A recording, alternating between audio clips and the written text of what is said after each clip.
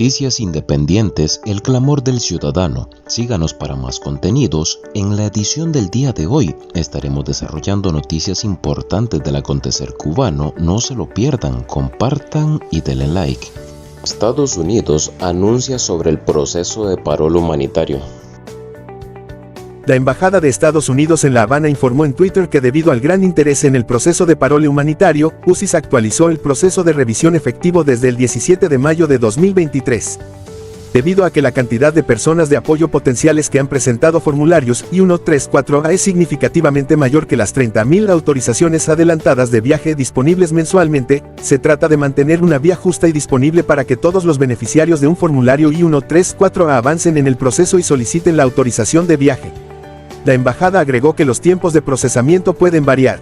UCIS y CBP están comprometidos a revisar y procesar los casos de la manera más cuidadosa e inmediata posible.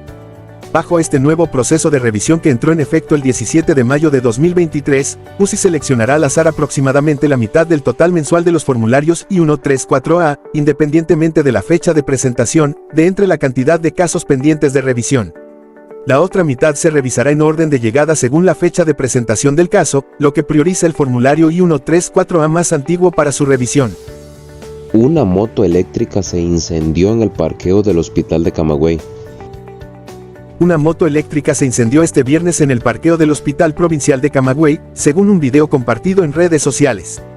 Las imágenes del siniestro, en que se puede ver la moto en combustión, fueron compartidas por el usuario Alexander Risco en el grupo de Facebook Accidentes Buses y Camiones por Más Experiencia y Menos Víctimas. En la mañana incendio de una bici-moto en el parqueo del Hospital Provincial de Camagüey, informó el usuario.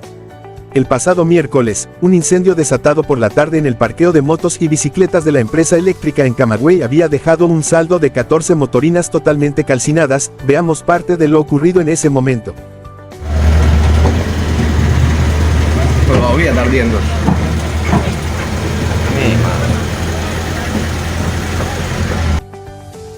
Subsecretario de Estado Brian Nichols se reúne con activistas cubanos y exige la libertad de 3 prisioneros de conciencia. El gobierno de Estados Unidos exhortó nuevamente al régimen cubano a poner en libertad a los artistas Michael Castillo El Osorbo y Luis Manuel Otero Alcántara, y al líder de la Unión Patriótica de Cuba, José Daniel Ferrer.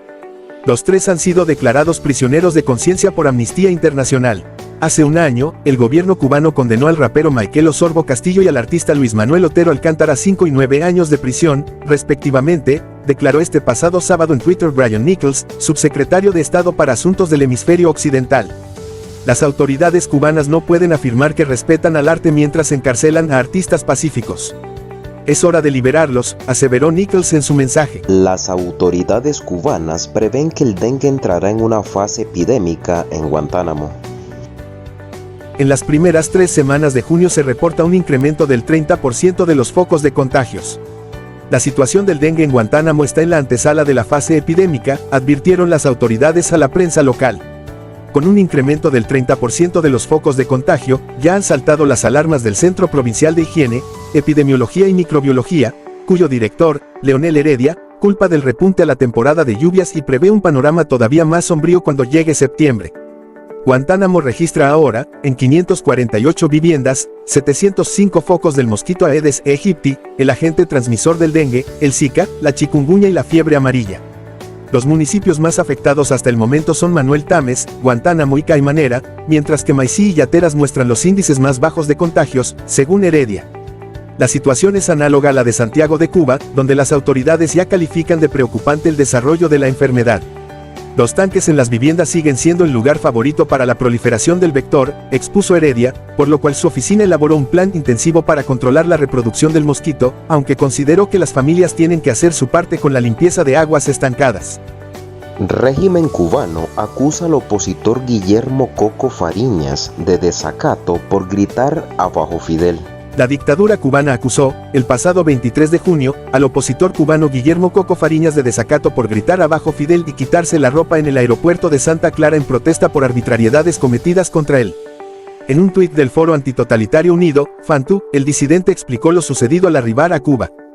Fariñas llegó a la ciudad procedente de Miami en el vuelo G6512 de Global X y, sorpresivamente, sus maletines fueron los únicos que no aparecieron en la zona de reclamaciones de la Aduana General de la República en el aeropuerto Abel Santa María. Ante esta situación, el opositor solicitó la presencia de los oficiales de la seguridad del Estado, pero estos no acudieron. En protesta, Fariñas comenzó a gritar consignas como "Abajo Fidel", y decidió despojarse de toda su ropa, excepto los calzoncillos. Entonces fue esposado y sacado en un auto patrullero hacia la Unidad Provincial de Investigaciones Criminales y Operaciones, UPICO, en Villa Clara. Fariñas estuvo detenido desde su llegada hasta que la policía política lo llevó a su casa en un Lada azul a las 11:25 de la noche. En la UPICO, el teniente coronel Machado de Instrucción de la Seguridad del Estado acusó a Fariñas del delito de desacato y confiscó sus pertenencias. Régimen intenta desmentir denuncias sobre abandono institucional a personas vulnerables. Autoridades del régimen en Matanzas negaron, en Facebook, el abandono del gobierno a una embarazada y sus 3 niños, quienes han sido vistos deambulando por las calles con hambre y enfermos. A mediados de junio circuló en redes un video de los niños con su madre, Daneris Martínez, en la localidad Peñas Altas en Matanzas. Una de las niñas tenía un fuerte dolor de muelas y ningún medicamento para tratarlo.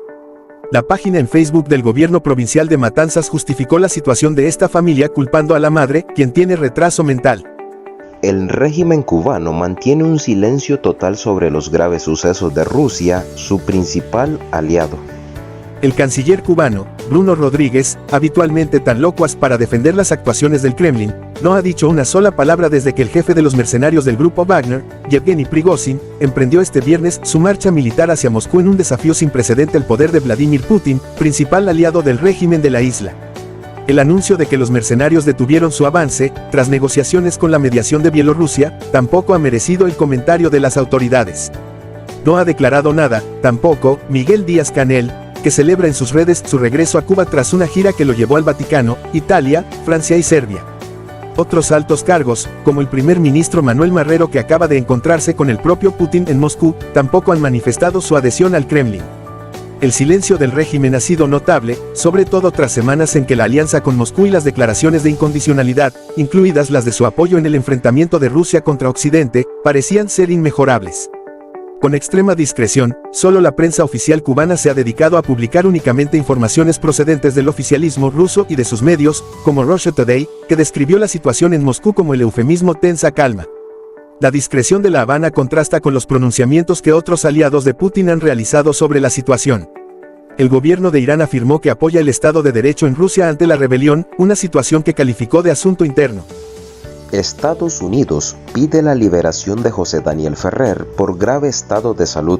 El subsecretario de Estado para Asuntos del Hemisferio Occidental de Estados Unidos, Brian Nichols, exigió la liberación del preso político José Daniel Ferrer este pasado 23 de junio, tras conocerse el delicado estado de salud del opositor. Pedimos la liberación inmediata de José Daniel Ferrer de su injusta detención en condiciones infrahumanas en Cuba. Tras meses privados de contacto, su familia informa que el estado de Ferrer es muy grave. La protesta pacífica 11J de Ferrer no amerita crueldad ni prisión, escribió el político estadounidense en Twitter. Nos despedimos de una edición más de Noticias No sin antes invitarlos que se suscriban a este canal, compartan y le den like para más contenido.